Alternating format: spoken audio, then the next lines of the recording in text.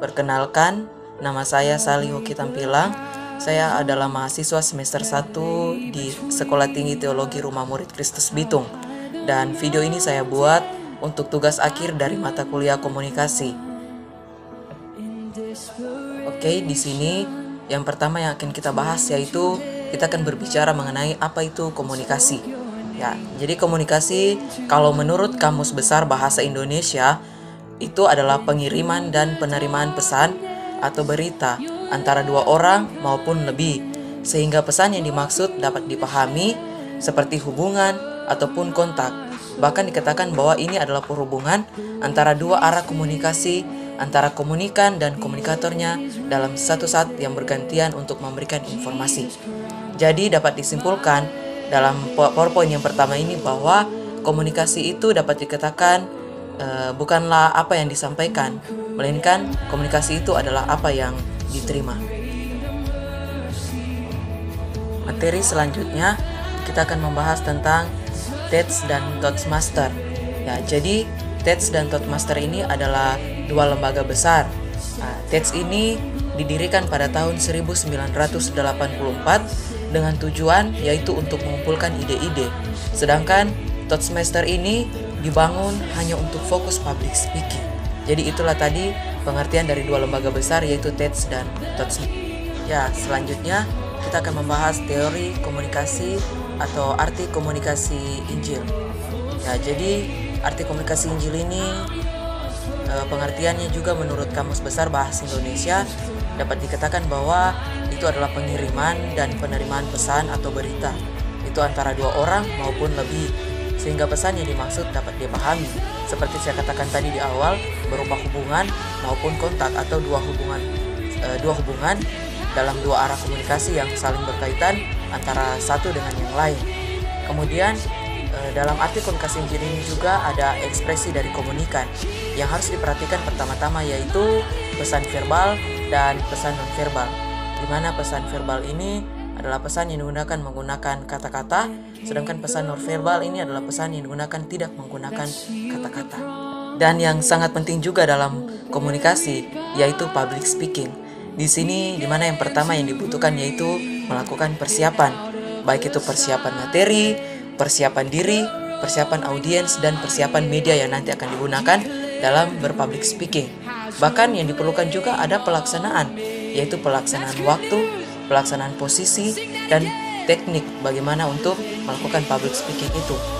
Dan yang ketiga yaitu dibutuhkan juga evaluasi, di mana evaluasi ini adalah respon pendengar dan efek dari domino. Selanjutnya juga dalam pelaksanaan itu dibutuhkan beberapa hal. Misalnya sebagai seorang pembicara atau public speaking, dia harus datang lebih awal, harus berjalan untuk berkeliling ruangan, bahkan harus mencek sound dan mencek jalannya slide yang akan digunakan. Kemudian kedua, berhentilah sebelum waktu dan beri ruang untuk pendengar atau break, istirahat. Kemudian seorang public speaking itu harus pulang lebih lambat dan memiliki waktu untuk audiens berinteraksi. Dan yang paling penting adalah mengulangi poin-poin utama yang telah disampaikan. Kemudian juga selain pelaksanaan di sini ada persiapan tips komunikasi publik. Jadi yang pertama itu persiapan materi. Materi itu harus kita buat menarik, menghibur, dan menginspirasi. Kemudian juga harus memperhatikan persiapan kostum. Nah, di mana kita harus melihat apakah kostum yang kita gunakan itu sudah sesuai dengan acara yang sedang dilaksanakan pada waktu itu. Misalnya ketika kita dalam acara umum atau KKR, situ kita bisa menggunakan kostum-kostum yang umum. Ataupun kalau kita ada di panggung seperti di gereja, di altar, itu kita harus menggunakan kostum-kostum yang sesuai, misalnya jas atau berkemeja dan berdasi. Kemudian yang ketiga dibutuhkanlah media. Media ini digunakan untuk membantu ketika kita berpublic speaking. Dan yang keempat, rencana B dan rencana C. Tujuan adanya rencana B dan rencana C untuk mengantisipasi ketika terjadi kendala dalam rencana A. Dan yang terakhir, evaluasi. Evaluasi ini berupa rekaman, respon dari pendengar, dan mencek apakah undangan sudah datang atau tidak datang. Berikutnya, saat ini kita akan berbicara dua keping komunikasi. Jikalau kita belajar dua keping komunikasi, Di sini yang pertama yaitu ada komunikasi verbal dan kedua ada komunikasi nonverbal. Nah, kita akan bahas pertama adalah komunikasi verbal. Jadi komunikasi verbal ini pun terbagi atas dua, yaitu komunikasi vokal dan komunikasi non-vokal. Komunikasi vokal berupa bahasa lisan, dalam bahasa Inggrisnya spoken words. Sedangkan komunikasi non-vokal adalah bahasa tertulis, yaitu written words. Kemudian yang kedua, komunikasi non-verbal dibagi juga atas dua, yaitu komunikasi vokal dan komunikasi non-vokal. Kalau komunikasi vokal ini berupa nada suara, tone of voice, desah, shrieks, jeritan atau screams, dan kualitas vokal, vocal quality. Kemudian yang kedua adalah komunikasi non-vokal.